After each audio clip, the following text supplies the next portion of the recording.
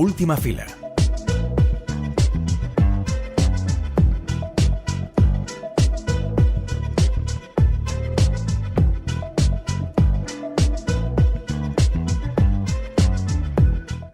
Hoy en Última Fila 2 películas, una estrenada y otra por estrenar.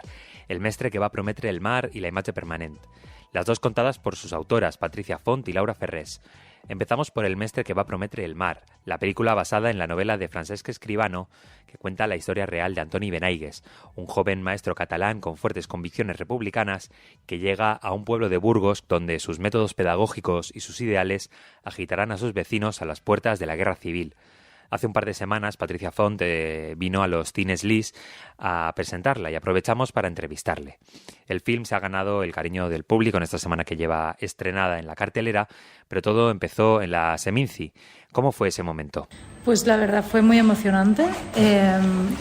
Fue este último viernes, hicimos un pase, primero uno de prensa y luego uno por la tarde con el público y lo presentamos y después de ver la peli la verdad es que nos aplaudieron mucho. Fue muy emocionante, nos quedamos bastante sin palabras. También había parte del equipo que no lo había visto aún, como Luisa Gabasa o Ramón Aguirre. Estaban muy emocionados. Incluso Enrique O'Kay, ya habiéndose visto antes, también se estaba allí aguantando las lágrimas. Fue muy bonito y creo que fue un contagio emocional de toda la sala. Y la verdad, fue un paso que funcionó muy bien. Creo que gustó mucho, de verdad. Haces tú ya una historia que ha sido un libro, que también ha sido una obra de teatro. ¿Cuál era el reto de esta adaptación? A ver, en este caso es una adaptación de un libro, aunque la historia del maestro se ha abordado desde diferentes ¿cómo se dice? Disciplinas. Esta es la adaptación de un libro de Paco Escribano. Hay varios libros además sobre el maestro. En este libro de Paco Escribano se habla de la biografía del maestro y especialmente de los 2 años que pasé en la Escuela de Bañuelos de Bureba. Yo cuando recibo el guión, básicamente lo que intento es darle, aparte de mi visión un poco, que es lo que intentamos siempre hacer, ¿no?, desde la dirección, también es unirlo con la trama del presente, mano a mano con el guionista, para darle más capas, ¿no? La trama del presente no era exactamente así y trabajamos mucho para que esta trama del presente realmente pudiese reflejar toda la problemática que tiene que ver alrededor de la memoria histórica y todo lo que hace que esta peli tenga aún vigencia y actualidad. El momento en el que una película tiene 2 líneas temporales, el desafío de equilibrarlas empieza en el guión y no acaba hasta el montaje. ¿Cómo ha sido este proceso? Es cierto que es un desafío porque realmente nos encontrábamos que estábamos contando 2 películas muy distintas y que era importante encontrar el nexo de unión y la excusa para contarlas las 2.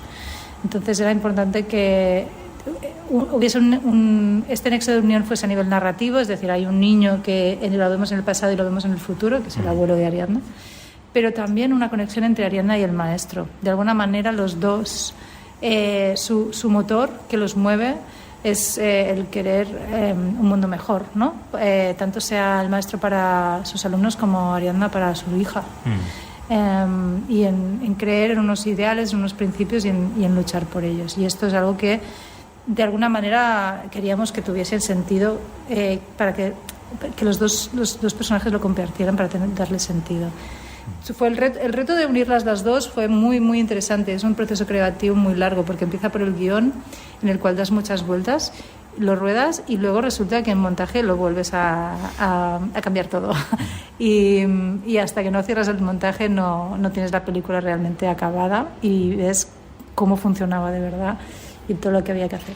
Ha sido muy interesante. Es una historia que habla de la guerra justo antes de la guerra. No sé si ese contexto tan concreto de ir viendo cómo se cocina el odio en ese momento entre la población permite entender esa polarización sin llegar a necesitar escenas explícitas de brutalidad. Una de las cosas que me pareció interesante también desde el guión fue que el personaje de Antonio desaparece bastante repentinamente. Estamos siempre con él y de un momento a otro dejamos de estar.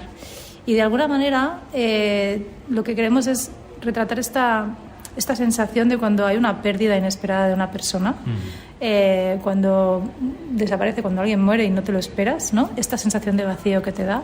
Creo que de alguna manera buscábamos también poder transmitir esto en la película y de ahí ese salto. Nunca está de menos recordar, y la película lo hace en los créditos, los datos sobre los desaparecidos y los cuerpos aún en fosas. Sabiendo esta situación, ya la película cobra sentido.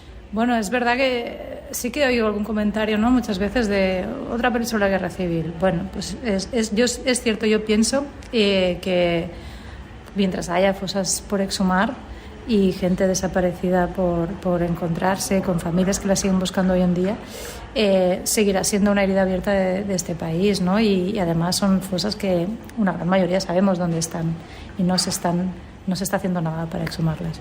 Así que no, es un conflicto lejos de estar terminado, aunque se intente silenciar y olvidar. También es una película sobre los niños y las niñas. Muchos de los alumnos de Benaigues tienen arcos dramáticos. ¿Cómo ha sido el trabajo actoral y también el de guión de estos personajes? Pues los 3 niños tienen sus 3 mini-tramas que con pequeños rasgos y con pocas secuencias pero importantes se cuenta ese transcurso, esa línea dramática. Lo que nos parecía interesante es que los 3 los recogíamos también en el futuro, en la trama del presente, y veíamos en qué se habían convertido, ¿no? Y lo diferentes que era cada uno. Y tenían lógica con su pasado y a la vez nada que ver uno con el otro. Entonces el abuelo de Ariadna, por ejemplo, se convierte en un niño traumatizado, como si dijéramos, es un hombre que silencia su pasado y pasa a ser una persona que no le gusta hablar de él nunca. Ya, ahora lo ves de mayor, pero nunca ha sido una persona de explicar nada de lo que le pasaba. Es decir, arrastra un trauma. Luego el de Emilio, que es el que se convierte en bibliotecario, influenciado por las enseñanzas del maestro. No es tan silencioso, pero su silencio fue más impuesto, ¿no? Fue más por el miedo y representa más el pueblo, como si dijéramos, ¿no? Y en cambio Josefina vemos que tiene una contradicción interna muy fuerte, porque es lo que vivió de pequeña, ¿no? El estar inspirada por un personaje, un profesor que le ayudó tanto y que le enseñó tanto, y luego ver su final, y es la representación de los que no quieren hablar de ello y prefieren que esto no se remueva, ¿no? Que es mejor el pasado no tocarlo. Nos gustaba que cada uno pudiese representar cosas distintas. Tener a Enrique Auquer y Laia Costa defendiendo el protagonismo de las líneas temporales es un lujo, ¿no? Ellos dos como actores los conocía a los dos previamente, sobre todo a Laia había trabajado más con ella y a Enrique un poco en unos capítulos de una serie. Los dos son actores a los que admiro y personas a las que admiro, tiene todo que ver. Yo creo que este tipo de actores lo que tienen es una gran inteligencia emocional, porque ellos como persona tienen una gran inteligencia emocional y luego la saben transmitir. Son muy agradecidos de dirigir, porque si tú sabes tocar las teclas ciertas, puedes conseguir infinito y más allá. Además, los dos son muy valientes como actores. Les gusta arriesgar, les gusta probar, cambiar entre tomas y cosas distintas, ¿no? Y esto es algo que yo también disfruto mucho, que no me da miedo, que se lo pido además. Entonces, a nivel creativo son brutales y elevan los personajes. Los personajes estaban muy bien, pero les dan un carisma, les dan vida, les dan capas. Enric aportó muchísimas ideas de guión ya desde los ensayos, se había documentado muchísimo sobre el maestro. Él aportó, por ejemplo, muchas ideas, entre ellas la del acento catalán. Y Laia también se documentó mucho sobre las personas que ella representa, ¿no? Que no es una real, pero sí un colectivo. Y se entrevistó pues con gente que había vivido esto y sobre todo con Miguel Ángel Martínez Movilla, que es pues el responsable de que se exhumase la fosa de la Pedraja en 2010. Y ella necesitaba pues empaparse de él para ver pues sus motores, sus motivos, sus pensamientos. Bueno, son actores muy, muy implicados, muy comprometidos con su trabajo.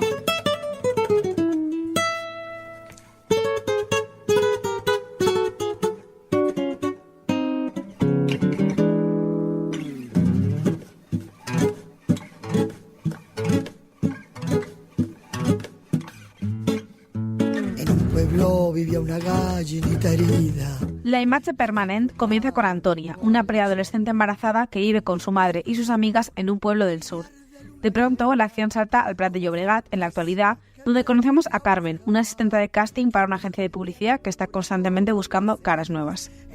Estas historias se convierten en un puzzle de mini historias e imágenes a cual más propositiva, y con propositiva quiero decir que en realidad la imagen permanente es una especie de juego, un momento de recreo en el que lo mismo estás cambiando cromos que saltando a la comba, y además que todo te parece como muy bien. Y quizá fue por eso, por esa esencia de recreo mezclada con una masterclass de semiótica, por lo que se llevó la Espiga de Oro en este último festival de Valladolid. Para Laura Ferrés, aparte de su primera Espiga de Oro, también es su primera película. Y es que a quién no le va a gustar una ópera prima. A nosotros claramente sí, pero es que con La imagen permanente da la sensación que estás delante de la 8ª o 9ª obra de una directora ya consagrada, una de esas que ya ha hecho pelis de comedia, de terror, que ha hecho ya su obra maestra, que ha hecho su obra que ha recibido más críticas y que incluso ha hecho tanto que se ha retirado y está escribiendo ensayos sobre Kaurismäki o Roy Anderson en un mini pueblo. Y con todo esto en la cabeza quería preguntarle directamente a ella. Laura, ¿cómo llevas tu salida al mundo con esta ópera prima que es que no lo parece? Bueno, muchísimas gracias por todos esos halagos. Lo llevo con mucha ilusión. O sea, yo más que nada soy una cinéfila, entonces poder participar de esta herencia cinematográfica ya es muy bonito. Pues nada, ya te digo que es una peli que como que destila ya mucho oficio. Yo me decía, no me puedo creer que esto sea una primera película. Y vamos a empezar por lo básico, la imagen de la imagen permanente, que en la peli pues aparecen álbumes de fotos, campañas políticas, de inteligencia artificial, un cine, doble exposición. ¿Qué es lo que más a ti te obsesiona de la imagen? Bueno, de entre los diversos temas que trata la imagen permanente, me apetecía hablar del paso del tiempo y concretamente la idea del eterno retorno, es decir, si estamos condenados a que los acontecimientos se produzcan de forma cíclica. De hecho, la película se estructura como una especie de bucle. A la vez es una especie de díptico que me permite contrastar dos épocas y espacios diferentes para hablar también de la idea de la clase social y si podemos ir en contra de nuestra herencia o no por haber nacido en una determinada familia. Creo que todo eso también tiene que ver con la imagen, ¿no? Y además creo que responde al momento en el que vivimos, en el que es muy difícil estar en el presente. Quizás siempre lo fue, ¿no? A veces pensamos que como vivimos en el aquí y el ahora, las cosas que nos pasan son nuevas, pero probablemente gente de otras épocas tenía los mismos dilemas. Pero bueno, creo que hoy en día sí que se da como una extraña simultaneidad y todos los tiempos están mezclados, ¿no? Pues como siempre estamos pensando en un pasado en el que podríamos haber hecho las cosas mejor o nos estamos anticipando a un futuro que nunca va a ocurrir como nos imaginamos. Entonces, la película intenta contar estas cosas desde la puesta en escena y por eso reflexionar sobre todas esas imágenes que has comentado. O sea, la película, en cierto modo, es como una especie de adivinanza, casi como una fotografía analógica en la que los rostros de los retratados se van revelando, ¿no? Entonces, bueno, me serví de esos motivos para que estas ideas tuvieran sentido. La verdad que es como un mosaico de escenas que sí que hacen que tenga todo el sentido. Y justamente tú lo has dicho, las imágenes y la luz, porque la verdad es que vas fluyendo por la película como espectador y de repente hay como realmente planos y imagen que tiene una delicadeza que es brutal y que atrapa un mogollón. Entonces te quería preguntar directamente por el trabajo con Agnès Piqué Corbera, que es tu directora de foto, que creo que también lo fue en Los Desheredados. ¿Cómo ha sido ese trabajo en conjunto? Sí, a Agnès la conocí para Los Desheredados y nos hicimos grandes amigas. Además es una excelente profesional. Si necesitáis una directora de fotografía, llamadla. Va a hacer vuestras películas y vidas mejores. Entonces tenía claro que quería volver a trabajar con ella y probablemente siempre trabajemos juntas. Entonces, claro, ya nos conocemos bastante, así que es fácil trabajar juntas. De hecho, era bastante gracioso porque en el rodaje nos hacían fotos en las que estábamos de espalda y estábamos haciendo los mismos gestos con las manos. también es verdad que a mí me interesan las películas en las que lo que se cuenta y cómo se cuenta, es decir, fondo y forma, están relacionadas. Así que en realidad yo por mi cuenta ya empiezo a pensar en las imágenes desde el guión. Aparte a mí la fotografía me encanta. En un principio estuve tentada de especializarme en fotografía más que en dirección.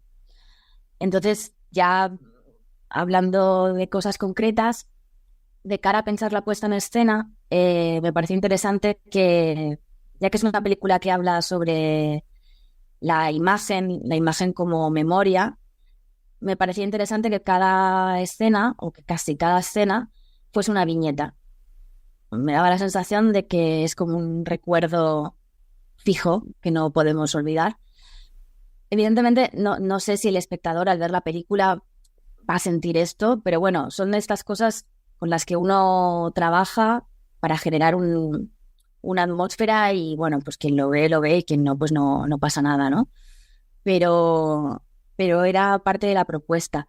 También esto se apoya en el sonido y aquí pues el sonido lo trabajé con Alejandro Castillo, otra persona con la que vengo trabajando ya en los cortos.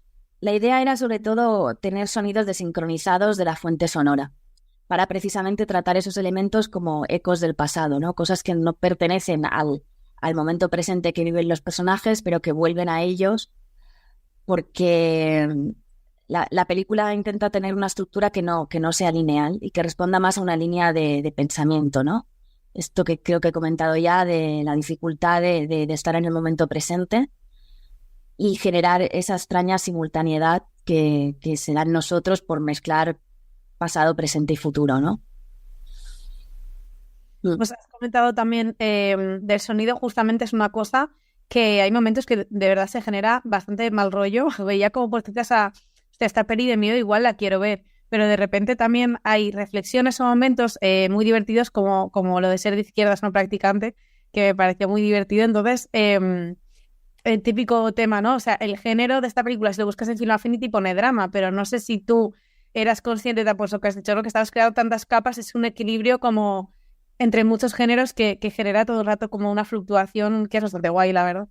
Y de hecho, creo que aparece algo peor, que es drama familiar. Como, hostia, nadie va a querer ver eso, ¿sabes? Pues sí, a ver, claro, como decía al principio, yo soy muy cinéfila y además mi educación cinematográfica es súper anárquica. Empecé viendo películas de Disney como cualquier niño, o sea, también tuve infancia, pero sí que es verdad que rápidamente empecé a ver cine clásico. Nadie en mi familia se dedica al cine, pero mi madre es muy cinéfila. Entonces nos quedábamos hasta las tantas viendo películas, no sé si recordáis este programa, el de Qué grande es el cine. Sí. Que fumaba. Pues ahí vi muchas películas de cine clásico, pienso sobre todo en Hitchcock. Y luego también pasé mucho tiempo con mis abuelas y mis abuelas veían telenovelas. O sea, la usurpadora es algo que creo que realmente es un referente, quiera o no. Con mi padre veía cine más comercial, tipo El barco Yote. Se divorció y me puso en y luego ya, bueno, por mi cuenta pues descubrí otro tipo de cine, experimental, no ficción. Entonces, claro, ¿qué haces con todos esos referentes, no? A mí me apetecía que estuvieran en la imagen permanente, no ocultar de dónde vengo, por decirlo de algún modo. Y básicamente es que creo que lo que me interesa, porque todavía estoy viendo qué tipo de películas quiero hacer, pero diría que lo que me interesa es que confluya lo ensayístico con lo popular, ¿no? Entonces, claro, tienes una película que se llama La imagen permanente con un título que parece una obra de John Berger que habla sobre la construcción de las imágenes, pero en realidad no es desde el melodrama, que es un género muy popular. Y además luego tienes estas dos actrices que, como digo, ya completan este equilibrio perfecto y yo, o sea, te tenía que preguntar que dónde las has sacado porque es que son dos pedazos de divas que necesito ver todos los spin-offs, o sea... Sí, la verdad que... Bueno, la película trabaja sobre dualidades, entonces efectivamente Las dos protagonistas también son personas aparentemente antagónicas, y eso era lo que me parecía interesante, reunir a dos personas tan diferentes. Bueno, las encontró el equipo de casting, que hizo un trabajo increíble porque tenían que encontrar a muy pocas personas en poco tiempo. Ninguno es actor, entonces la particularidad de este tipo de casting es que básicamente no sabes dónde está esta gente.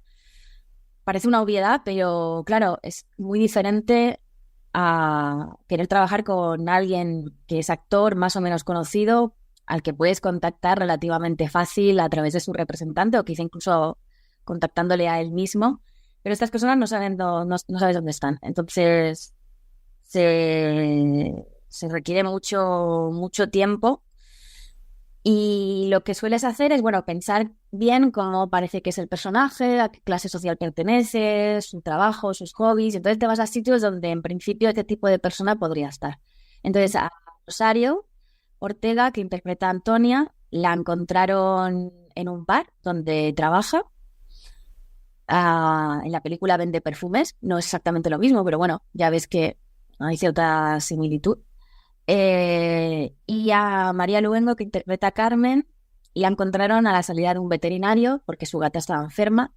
De nuevo, no es lo mismo, pero bueno, yo qué sé, el personaje de Carmen tiene un perro, ¿sabes? Entonces, pues así como las encontraron. Luego a Saraida Llamas, que interpreta a Antonia de joven, es una chica que estaba en un centro de menores, hizo en un centro de menores, y el resto de chicas que se presentaron bien con sus familias y tal, pero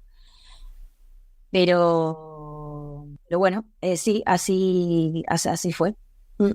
Nada, un gran trabajo de todas juntas, directora y actrices, porque ya te digo que es que tienen una química entre las dos que es brutal. Y ya para ir acabando, dos preguntas muy cortas, pero que necesitaba hacer. La primera es porque en este programa llevamos un tiempo haciendo un pequeño catálogo de fantasmas en películas. Entonces, rápidamente, la inclusión de los fantasmas en la imagen permanente, ¿cómo la definirías tú? ¿Cómo definiría la inclusión de los fantasmas? Bueno, de los diversos temas que creo que trata la peli, uno puede ser la ausencia. Y me parece interesante trabajar la ausencia desde el fuera de campo, ¿no? Porque el fuera de campo es una información que estás eliminando, por tanto es una ausencia. Creo que es una forma en la que los fantasmas de la imagen permanente se trabajan. En la primera escena ya está como, bueno, ya está. Ya tengo mi fantasma de la imagen permanente para mi colección. Y la segunda, si tenéis previsto merchandising de Sociedad Pajaril Moderna, porque también, o sea, lo necesito urgente. Hostia, pues me encantaría que eso existiera. Me parece, o sea, cuando lo vi dije, esta camiseta la necesito. Hay muchas imágenes en la peli que creo que nos vamos a quedar para nosotros, y también esta entrevista. Muchas gracias, Laura, por atendernos, y nada, mucha suerte para esta semana. Muchas gracias a ti, de verdad, ha sido una entrevista guay.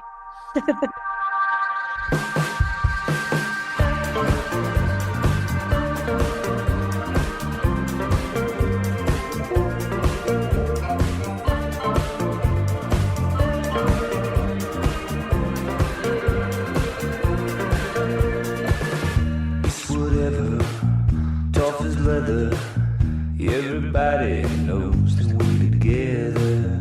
Keep your head up, it won't be long till you find another wall to ride on. Keep your honey close beside you. Keep your honey close beside you.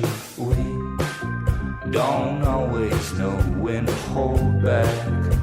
We do this every night, and we can't keep the sun from going down. Wishing I could stay outside. We do this every night. Can't keep the sun from going.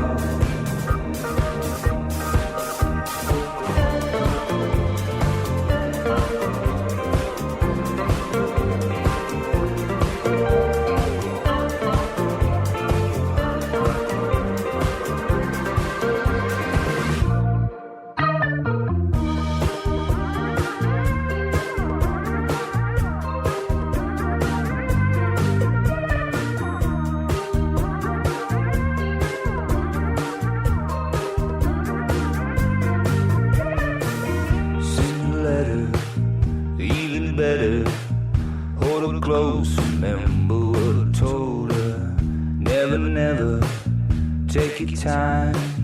Should've never let you out of my mind. Keep your honey close beside you. Keep your honey close beside you. Don't always know when to hold back. We do this every night, you can't keep the sun from going down. Wishing I could stay out of sight. We do this every night. I can't keep the sun from